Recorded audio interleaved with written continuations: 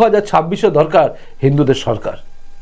সত্যি সত্যি কথা বলতে কি বলুন তো, আমরা যারা সাধারণভাবে সরকারের প্রতিবাদ করেছি, আমরা অনেক সময় দেখেছি অনেক কাজ করতে গিয়ে, যেমন আমার একদম প্রত্যক্ষ অভিজ্ঞতা, একজনের বাড়িতে দুটি ছেলে ঢুকে গেছিল, সেটা নিয়ে আমি প্রতিবাদ করেছিলাম, ভিডিও করেছিলাম, কিন্তু তার ফলে দেখা গেল যেহেতু তার মধ্যে একটি মুসলিম ছেলে ছিল, পুরো কেসটা ঘুরে গেল, আমাকেই সেখানে ভিকটিম করে দেওয়া হলো। মানে আমি রেকর্ডিং করেছি বলে পুরো ঘটনা যার বাড়িতে ঢুকেছিল সেই মহিলা বলছেন সেই ঘটনা রেকর্ডিং করেছি, কিন্তু আমাকে দিয়ে দেওয়া হলো আমি মারধর করেছি।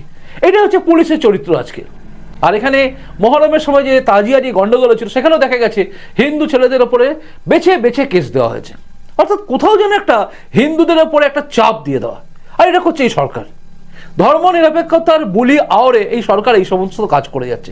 তাই আমার মনে হয় শুভেন্দু অধিকারী যে কথাটা বলেছেন সেই কথাটা যুক্তি আছে, যে দরকার এবার হিন্দুদের সরকার।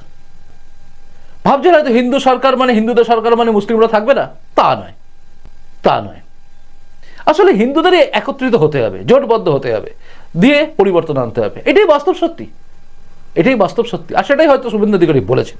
তিনি যে কথাটা বলেছেন চণ্ডীপুরে থানা ডেপুটেশনে গিয়ে সনাতনী ঐক্য মঞ্চের মঞ্চে দাঁড়িয়ে, সেটা কার্যত সমস্ত মানুষকে জাগানোর জন্য, বাংলার বুকে থাকা হিন্দুদের জাগার জন্য। আমরা সত্যি নানাভাবে বিভক্ত হয়ে রয়েছি।